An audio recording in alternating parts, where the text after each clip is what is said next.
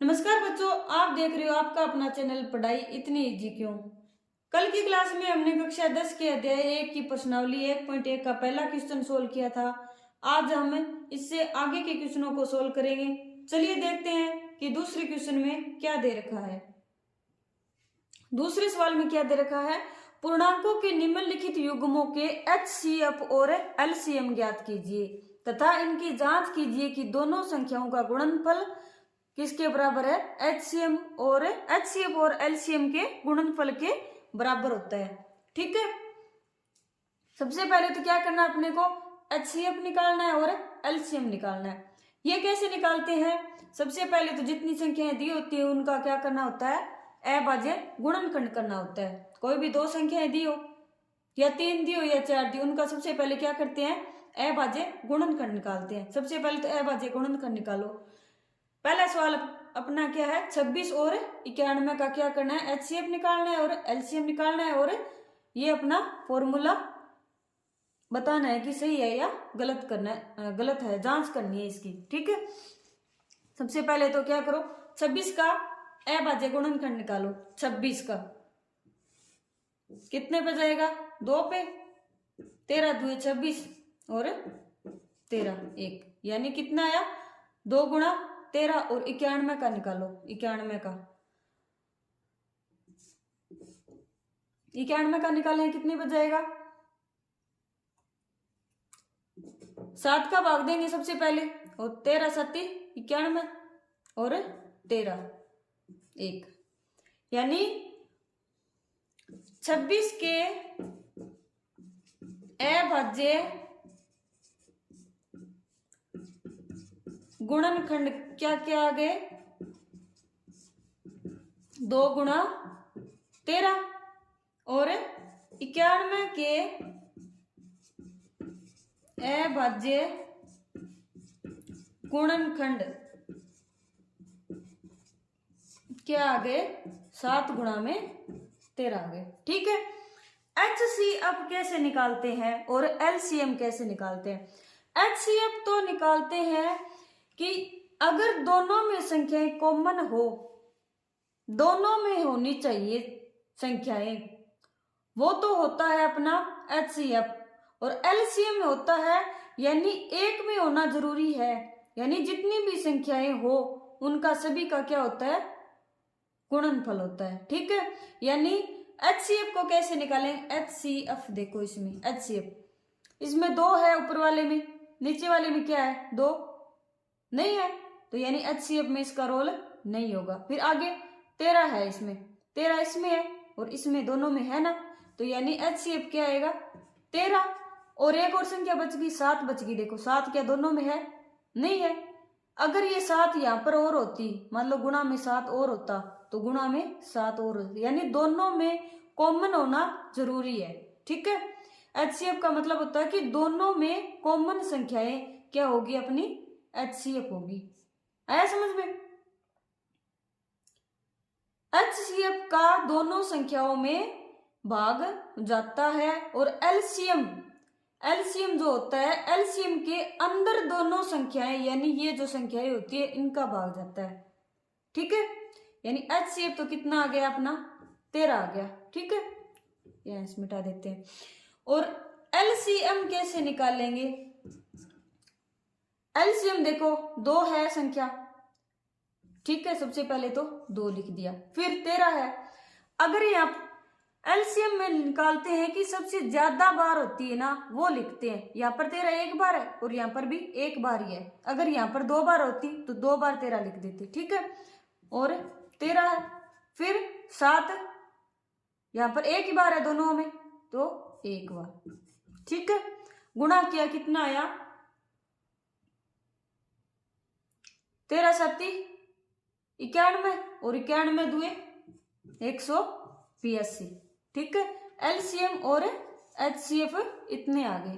ठीक है, अब जांच करनी है कि इन संख्याओं का गुणनफल और LCM और HCF का गुणनफल क्या क्या होगा। सबसे पहले तो संख्याओं का गुणनफल देखो, संख्याओं का गुणनफल 26 और 91 का गुणा करो। 1 का गुणा किया 26 ही आएगा।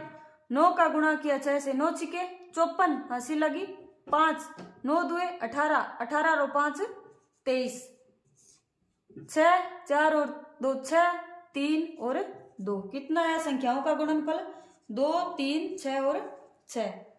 और HCF गुणा LCM कितना आया है?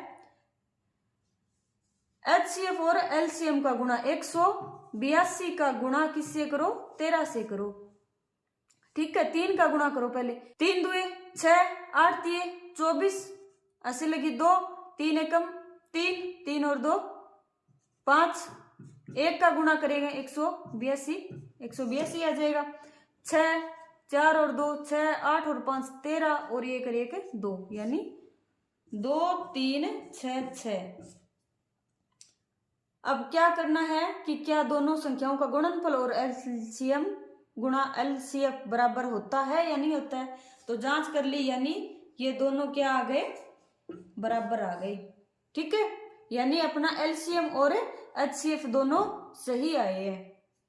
ओके, अगला क्या है अपना 510 और 92 का कैसे निकालेंगे। सबसे पहले तो क्या करेंगे, 510 के अभाज्य गुणनखंड लिखेंगे। ठीक है, और फिर 92 के अभाज्य गुणनखंड लिखेंगे। गुणनखंड, ठीक है। 510 के अभाज्य गुणनखंड निकालो। 510 का अभाज्य गुणनखंड 2 का भाग दिया कितना आया? 255। फिर किसका भाग दिया? 3 का भाग दिया कितना आया? 85 आया। फिर 5 का भाग दिया कितना आया? 17। फिर 17 1, यानी कितना आया? 2 गुणा 3 गुणा 5 गुणा में 17 आया। ओके, अब 92 का निकालेंगे। 92 का अभाज्य गुणनखंड, 92 का कैसे निकालेंगे? सबसे पहले 2 का भाग दिया कितना आया? 46 दुए 92। फिर 2 का भाग दिया कितना आया? 23 और फिर 23 का 1 है। ठीक है, क्या आया? 2 गुणा में 23। ठीक है, अब निकालना क्या है? HCF। तो HCF यानी दोनों में कॉमन संख्याएं कौन कौन सी है? दोनों में कॉमन संख्याएं कौन सी है? 2 है। इसमें कितनी है? 2 1 2 2 ही है। इसमें क्या है? 2, यानी कॉमन तो सिर्फ 2 ही है। 3 इसमें नहीं है, 5 नहीं है, 17 नहीं है और 23 ऊपर वाले में नहीं है। ठीक है, यानी दोनों में कॉमन संख्याएं 2। और LCM मतलब दोनों में सबसे ज्यादा बार कौन सी संख्या कितनी बार आई है ये लिखनी है। ठीक है, सबसे ज्यादा बार संख्या कौन सी आई है? 2 है। 2 कितनी बार आई? इसमें 2 बार सबसे ज्यादा ही है, 2 बार आई है, तो 2 गुणा में 2। फिर बारी 3 की, 3 इसमें 1 बार है, इसमें नहीं है, तो फिर गुणा में 3 1 बार। फिर ऊपर वाले में 5, फिर 17 और फिर 23। ठीक है, अब इनका करो मल्टीप्लाई। 2 दुए 4, 4 तिये 12, 12 पंजे 60 और 17 छिके 102। 60 को 17 से मल्टीप्लाई किया कितना आया? 102 तो आया। 6 से मल्टीप्लाई किया और 0 लग गया आगे। ठीक है, और 23 का गुणा किया 0, 3 दुए 6 और फिर 0 और 2 3 एकम 3 और फिर 2 का मल्टीप्लाई किया 0, 2 दुए 4 0, 2 एकम 2, यानी 0 6 4 3 और 2, यानी 23,460। 23,460 क्या आ गया? LCM आ गया।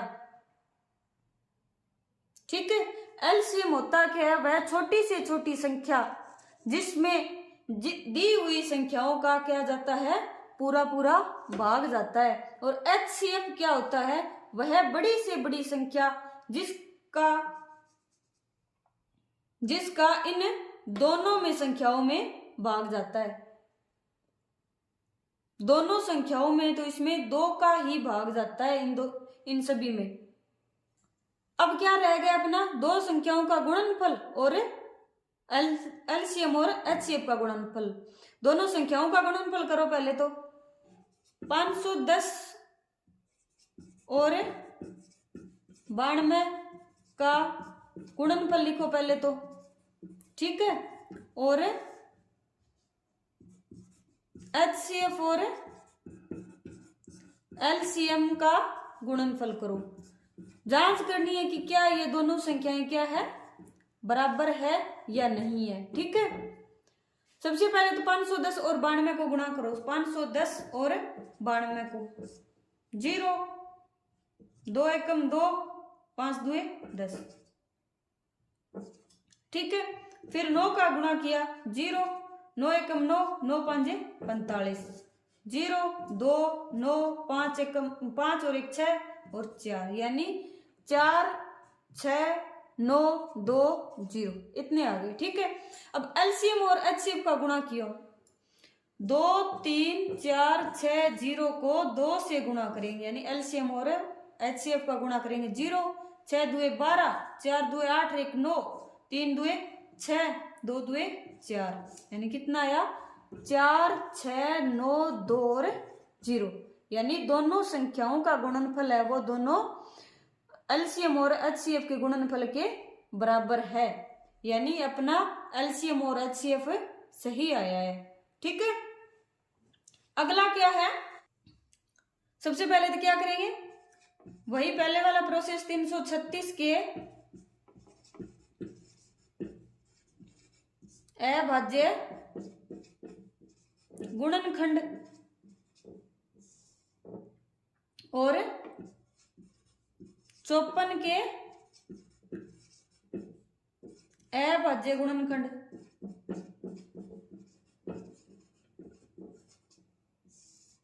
ठीक है। 336 के अभाज्य गुणनखंड करो। सबसे पहले किसका जाएगा, 2 का, कितना आया, 1 6 और 8 आया। फिर किसका जाएगा, 2 का जाएगा, कितना आएगा, 84। फिर 2 का जाएगा, कितना आएगा, 42। फिर 2 का जाएगा, कितना आएगा, 21।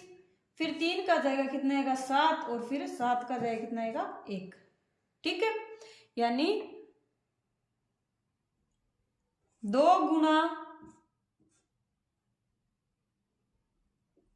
2 गुणा 2 गुणा 2 गुणा 3 और गुणा 7, ठीक है।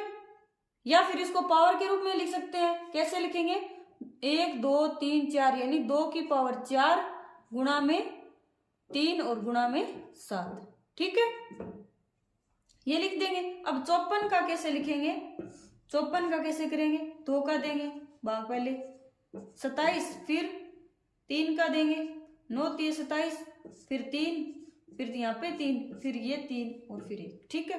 कितना आया, 2 गुणा और 1 2 और 3, 2 गुणा 3 की पावर 3। एलसीएम कैसे निकालेंगे, एलसीएम के लिए क्या करते हैं, सबसे ज्यादा बार वाला लिखते हैं, यानी 2 है यहाँ पर, तो 2 की पावर 4 है और यहाँ पर 1 है, तो क्या लिखेंगे, 2 की पावर 4 को लिखेंगे। फिर 3 है यहाँ पर, तो 1 है, यहाँ पर 3 की पावर 3 है, तो किसको लिखेंगे, 3 की पावर 3 को लिखेंगे। और फिर यहाँ पर ये क्या है, 7 है, 1 अकेला है तो 7 को लिख देंगे, ठीक है।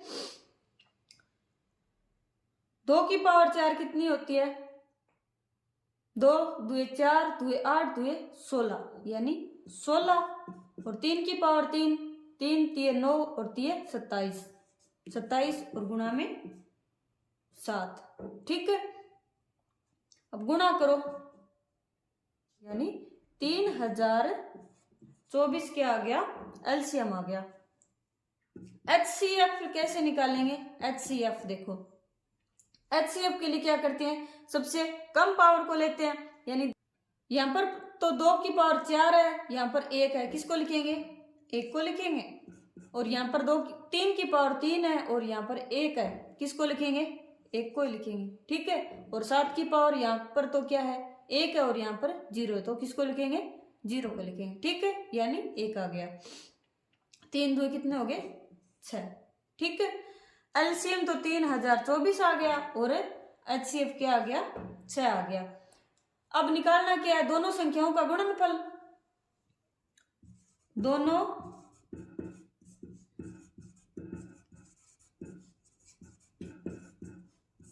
संख्याओं का गुणनफल निकालना है और HCF और LCM का गुणनफल निकाल कर देखना है कि बराबर है या नहीं है, ठीक है। दोनों संख्याओं का गुणनफल करो, 336 को 54 से गुणा करो, 6 चौके 24, हंसल लगी 2, 4 तिये 12, 13 1 14, 4 तिये 12 और 1 13, 5 का गुणा किया 6 5 30, 5 तिये 15, 16 17 18, 5 तिया 15 और 1 16, 4 4 8 3 11, 4 1 7 और 1 8 1, यानी कितना आ गया? 1 8 1 4 4, ठीक है। एलसीएम और HCF का गुणा करेंगे, कितना आएगा? 3024 को गुणा किया 6 से किया, 6 चौके 24, 6 2 12 और 2 14 और 6 0 0 और हसल 1 आ गई और 6 तिये 18, यानी ये भी कितना आ गया? 1 8 1 4 4, यानी इन दोनों संख्याओं का गुणनफल है वो दोनों एलसीएम और HCF के गुणनफल के क्या है? बराबर है, यानी अपना सवाल सही है, ठीक है।